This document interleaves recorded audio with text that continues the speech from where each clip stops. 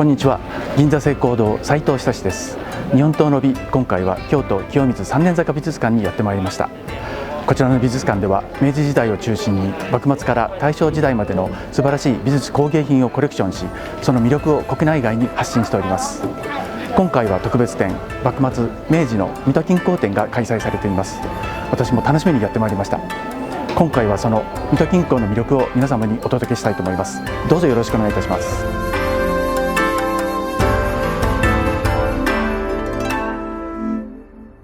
清水三年坂美術館、村田館長です。本日はお忙しい中ありがとうございます。では早速に作品のご紹介をいただきたいと思いますので、よろしくどうぞお願いいたします。それではまずはこちらの方からご紹介をいただきたいと思いますが、萩谷勝平の作品はですね、割と派手な作品が作られたので、欧米人が好んで買っていたと思うんですけど、非常に手の込んで萩谷勝平らしい複雑な象眼と高肉彫りを繰り返してですね、非常に美しい作品に仕上がっているんじゃないかと思うんですけれども、本当にこれ素晴らしい迫力感のある水戸金工ならではのという作品ですね。非常に美しいですよね。いろんな金属使って、金銀、赤銅、渋市、素赤、ほとんど全部の金属使って非常に美しく立体的に仕上げてますよね。これ私のお気に入りの銀の追加瓶でして、明治時代ですね、随分宮内省がご菓子用の作品を手杉芸員とかに依頼していたわけですけども、これも誰かにご貸しするために作られたものではないかと思います。これはですね、一枚の銀の板をですね、鍛造でこの形にまず作り上げるわけですよね。安物品はそこを後ではめ込むんですけど、高級品はですね、一枚の銀の板を絞り上げて作るんですけど、そういう形でですね、非常に高度な金属の絞り技術でですね、この形を作ってる。で、非常に運の庶民らしい日本画的な絵心とその技法的なその実力もですね兼ね備えた人だったと思うんですね。で、これは典型的な花鳥図っていうか、この花がですね金をはめ込んであるんですね。メッキじゃなくてですね、明治時代はですね割と贅沢な作品はですね金とか、いろんな金属を丸々こうはめ込んで作ってるわけです。で、その彫りが本当に素晴らしいと思うんですけれども、魅力的なこの花と、魅力的な小鳥たちとですね、で、庶民のその鋼の跡ですね、片桐彫りとか線彫りしたその線の美しさっていうか表情の美しさも見ものだと思うんですけれども、私が見た中では宇野昌民の花瓶の中では最高傑作だと思っています。いや本当に素晴らしいですね。またこの一対であるということでさらにこう迫力感もそうですね、増しますし、やはり宮内庁ということでやっぱり菊の御紋が入ってるんですね。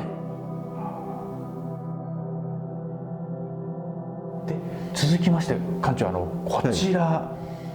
こちらは蘭陵王って言いまして、宇野昌民の蘭陵王はつい先日重要文化財に指定されました。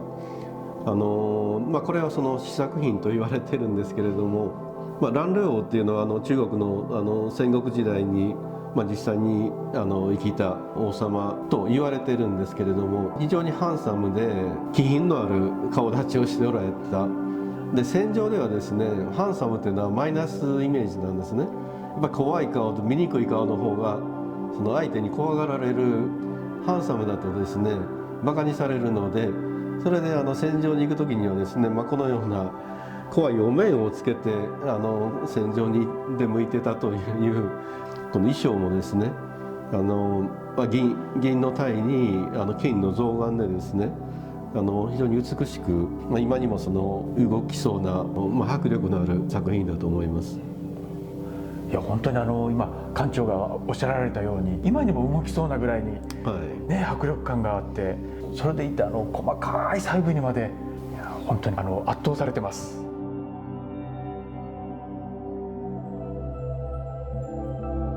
館長、こちらのなんか素晴らしいお盆なんですけども、これもまた雲野正民の作品になるんですけども、ただの銀のトレイですけど、雲野正民はですね、タガネを絵筆のようにですね、自由自在に操って、日本画を描いたと言われてるわけですけれども、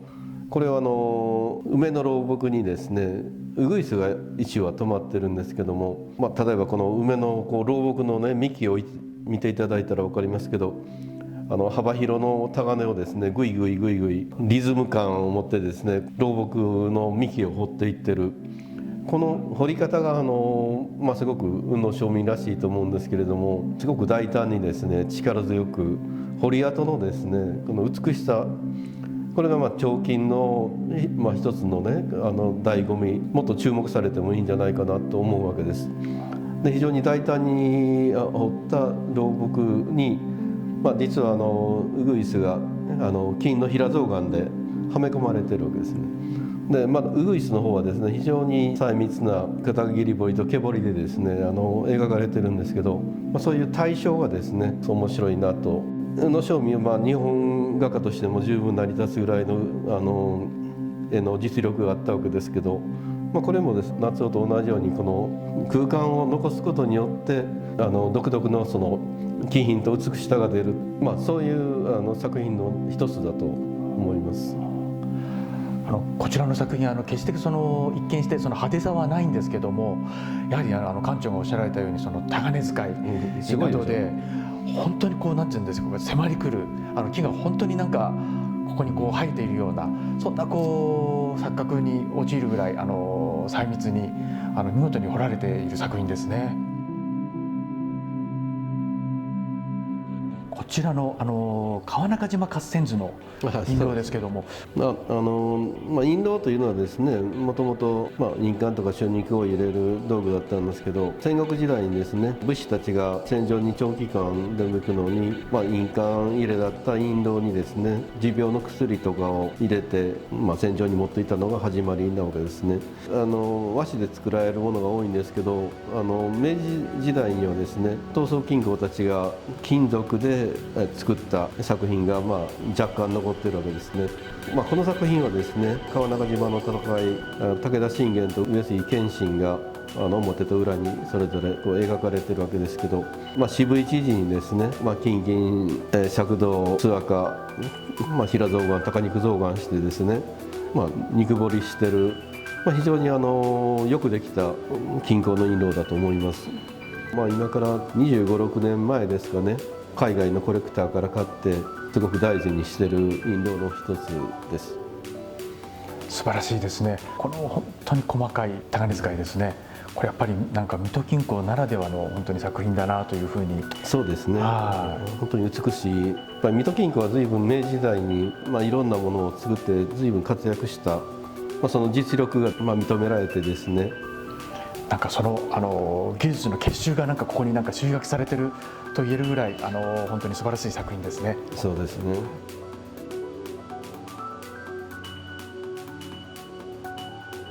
この作品はですね、私が刀装具を集め始めた、今から30数年前なんですけど、これを見た時すごいなと思いましたね。非常に細密で美しくて、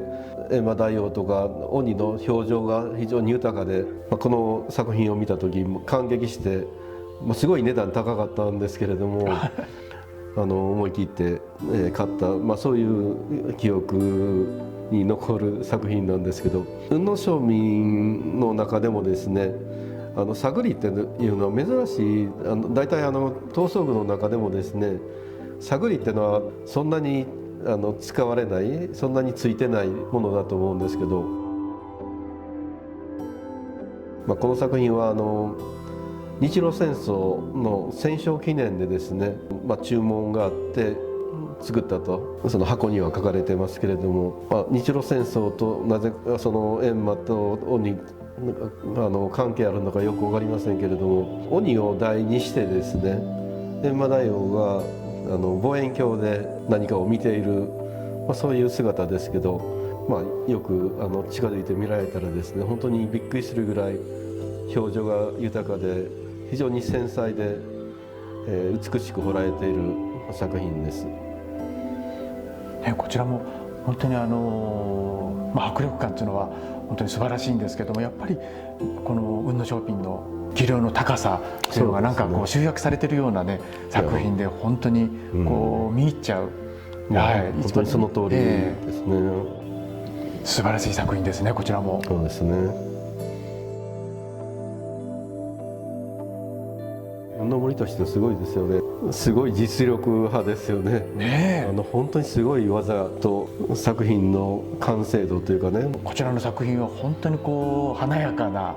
そうですね。やっぱり水戸金工というのは華やかさが一つ魅力ですね。確かにすごい豪華ですよね。豪華絢爛っていう、素晴らしいですね、こちらも。今日は解説をいろいろとありがとうございました。でまずいろいろお話を伺っていきたいんですけども、まずこちらの美術館のですね、始められた経緯といいますか、あとはコンセプト、ちょっとそんなところをご紹介いただけたらと思います。この美術館を始めたのはですね、今から23年前、2000年の9月だったわけです。その会社で働いてた時にですね、随分、趣味でたくさんの美術品をコレクションしてしまって、なかなか、会社の仕事も忙しかったんで、ゆっくりその美術品を眺める時間もなくてですね、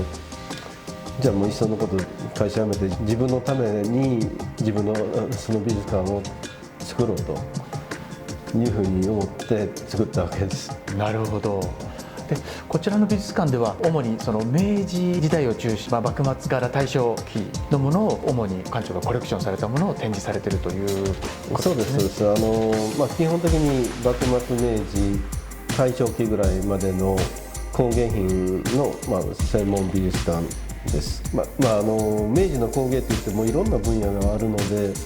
この2階のこの企画展示室ではですね、3ヶ月に1回テーマ変えてやってますけど、幕末明治の水戸金工ということで、どんな作品が拝見できるのかなということで本当に楽しみに来たんですけども、改めて拝見して本当に水戸金工の人たちの技量の高さっていうのは素晴らしいですね。そうですね。技術もすごいけれども、その表現力というか、本当に華麗で美しい魅力的な作品をたくさん作りましたね。館長がですね考えていらっしゃるこの幕末明治時代のこの魅力っていうのは何だというふうに思われますか？別に幕末明治を集めようと思って集めたわけではないんですけども、結果的に幕末明治になってしまったというか、非常に細密で美しいものが好きなんですけど、細密で美しいものを集めていくとですね、なんかほとんど明治時代のものになってしまうんですよね。もちろんね、江戸時代にも素晴らしい作品はいろいろあるんですけれども、平和な江戸時代、260年間ぐらい続くわけですよね。でその間にその武士の持ち物が甲冑であれ刀装であれどんどん美術品化していく。戦がないから本来戦うためのものだった、例えば鐔がですね、どんどん装飾されて、実際には戦いに使えないような赤銅とか渋石とか、そういう柔らかい金属で華麗に美しく作られていくわけですね。各大名同士が競い合って、そういう中で非常に細密で丁寧に作られた、しかも美術品として美しいものが作られたのが、一番頂点にあったのが幕末だと思うんですね。で幕藩体制が崩壊して、明治時代になってからはですね、今度海外のいろんな文化が入ってきて面白いものがいろいろね作られるようになったということで、幕末明治っていうのは一つの独特な時代だから明治にこだわってるっていうか、実際集め出したらですね明治のものに勝るものは前にも後にもないように思うんです。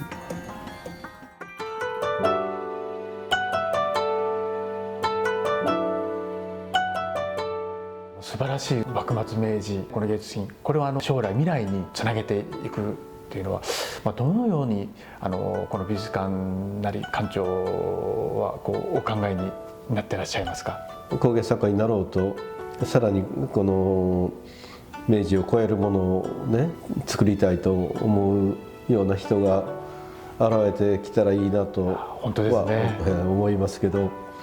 今みたいに職人のなり手が少ない、職人がいないで、そういう制度がない時代にですね、どうやって職人を増やすかですよね。やっぱりみんな職人になりたがらないわけですよね。給料も安い。だから例えばドイツのマイスター制度みたいのを作って一生懸命頑張ったらマイスターになれて、でマイスターっていうのは社会的なにも高い評価を受けるし、給料もいいわけですよね。そういう形にでもしないと優秀な職人は出てこないですよね。いや、職人のなり手を増やすための政策がね必要になってくると思うんですよね。まずはそこからになるんですね。そうですよね。そういう意味では今回文化庁がこの京都の方に移転してきたということです。これを機にぜひ国を挙げてこういう、美術芸術にもっと目を向けていただいて力をね いただけたらなというふうに改めて本当に思いますね。そう思いますけど。日本刀の美、今回はいかがでしたでしょうか。幕末明治の人たちの技量の高さに触れることができました。そして水戸近郊の人たちの美術力の高さ、そして迫力感に圧倒され魅了されました。今回このような機会をいただきました清水三年坂美術館村田館長をはじめ皆様にお礼を申し上げたいと思います。本日はありがとうございました。